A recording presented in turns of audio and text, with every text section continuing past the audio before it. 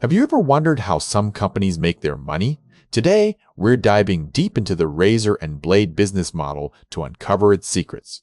The razor and blade model involves selling a product at a low price or even giving it away, while making profits from the sale of consumable supplies. This strategy is often used to lock customers into long-term purchasing patterns.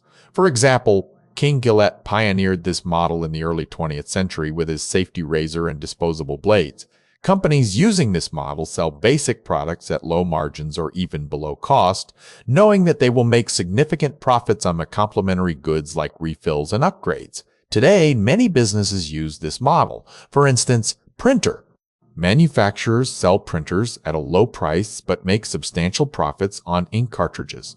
The razor and blade model can be highly profitable, but also risky. Companies must invest heavily in initial marketing to attract customers, then maintain a steady supply of complementary goods. Understanding this model helps businesses adapt it for various sectors and products. It's all about creating a sustainable revenue stream over time through the sale of consumables. So there you have it, the razor and blade business model explained. How do you think this strategy could apply to your industry? Share your thoughts in the comments below.